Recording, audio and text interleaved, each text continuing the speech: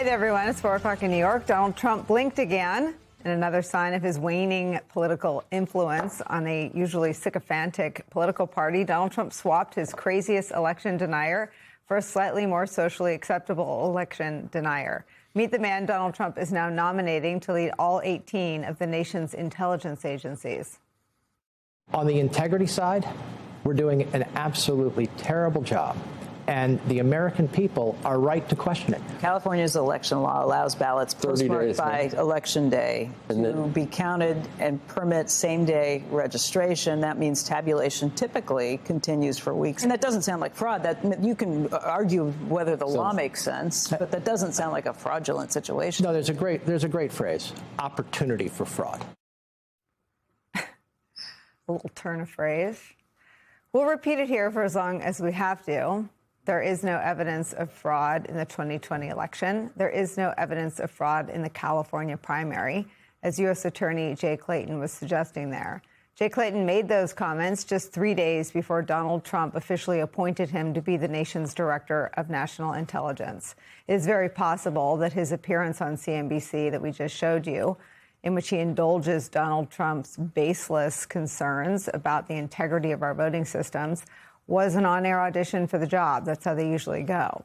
Because the last DNI, Tulsi Gabbard, put Trump's quest to find voter fraud, where there isn't any voter fraud, front and center in her effort to keep her job. She was seen at the FBI raid of an elections office in Fulton County, Georgia, which she says she did at the behest of Donald Trump.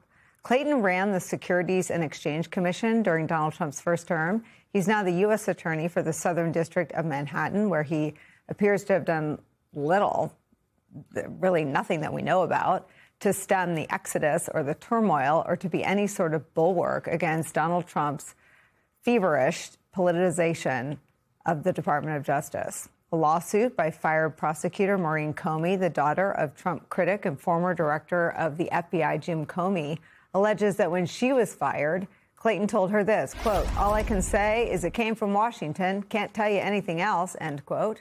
It's not clear yet what his nomination means for the poor little housing guy.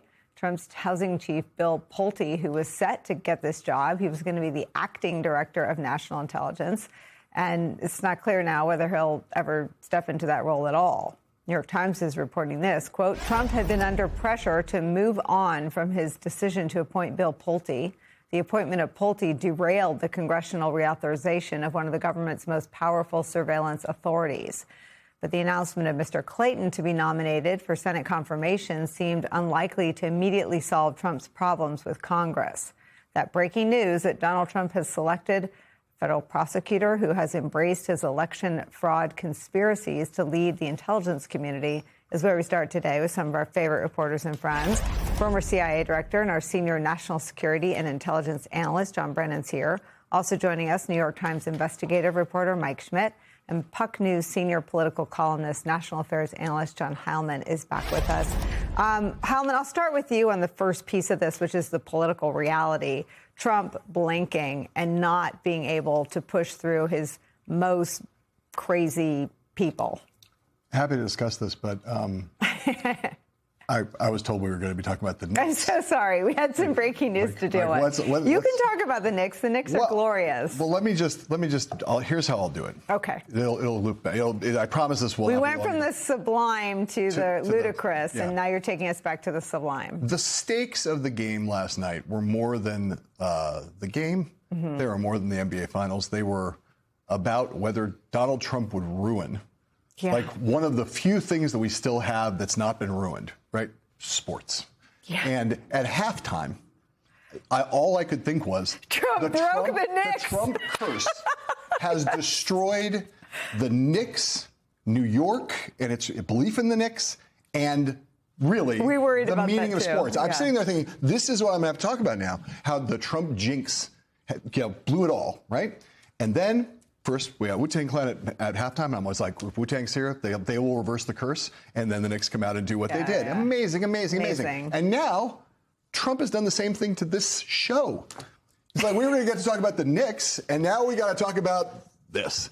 Yeah. So it's like, I will trade that the Knicks win. I'll trade that for having to talk about this story. Yes, that's the lead of the story. To come back to the story, the lead of the story is Donald Trump caved again. He's caved in the face of Iran over and over and over again. Every time the threats of global annihilation that he walks back. On every front, Trump's political power and its diminution are the biggest story that we have going right now. And this is another example of a thing where, he picked the guy he really wanted in Bill Pulte and then realized that it was pretty unlikely that he was ever going to be able to make that guy actually to make him DNI. There was too much pushback. There were too many Republicans who were like, this is a bridge too far. And so he's picked a more acceptable face.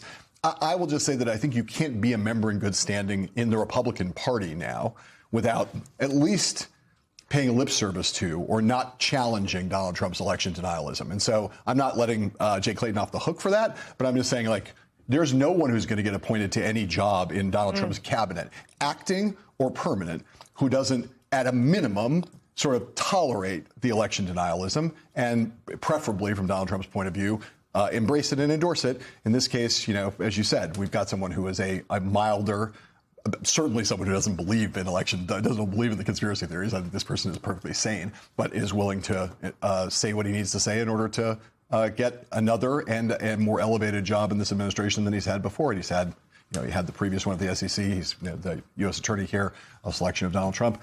So he's getting an upgrade, and for that he was willing to trade just a little bit of his integrity and his soul on the question of election denialism. Well, I'll take a different tack on this, Director Brennan. I actually think these are the most dangerous people.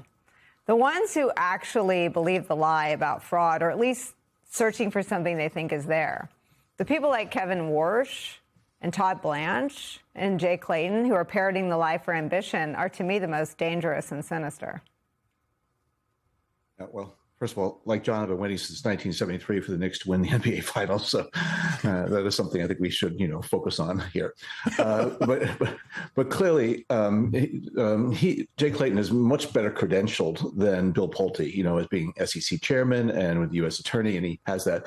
And I agree with John that I guess Jay Clayton wanted a job like this because he said what was minimally acceptable. This, quote about there's opportunity for fraud when you have the California election results taking so long. But, it really, I always question who Donald Trump is selecting because obviously he believes that they're going to do his bidding. And I'd like to think that Jay Clayton is going to have the backbone, the integrity, not to politicize the office of the Director of National Intelligence and to stand up to Trump. But it seems as though he wants this job. He's been nominated now. And although he has had a good reputation in the past, he does have leadership experience and skills. He must have had some exposure to intelligence in his previous roles. And some of the Democrats in Congress speak highly of his, past management experience and leadership skills. I do think there are some serious questions about whether or not Donald Trump is going to be expecting from him what he wanted from Tulsi Gabbard and what he wanted from Bill Pulte, and whether or not Jay Clayton is going to have the ability and the willingness and the integrity to stand up and say, no, I'm not going to politicize this very critical role, whether it's dealing with election fraud or other issues that are at the forefront, I think, of our national security.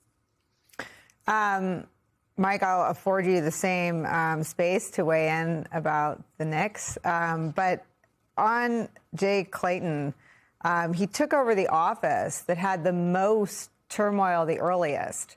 Lifelong conservative Daniel Sassoon fled the office for cause over this dismissal of the Eric Adams prosecution. And he never weighed in as to whether or not he stood with highly respected, extremely conservative prosecutors like Danielle Sassoon and her deputies who left that office.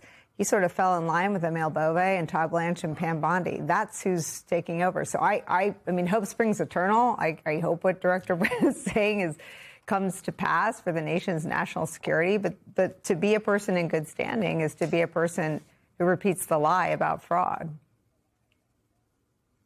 The interesting thing about Clayton's time at the U.S. Attorney's Office in Manhattan is that they actually didn't bring a lot of cases. There's been a sort of downtick, if you talk to folks in the white-collar bar in the city, that basically that this office, which was so robust, it was the most important office in the country, has indicted fewer people and moved forward with fewer cases. And it's an issue that has gone on in the entire Justice Department and raised larger questions about, okay, so because the department has been so hollowed out, is it less able to bring cases and enforce the law, or is the Trump Justice Department just choosing not to, go after as many federal crimes as previous administrations?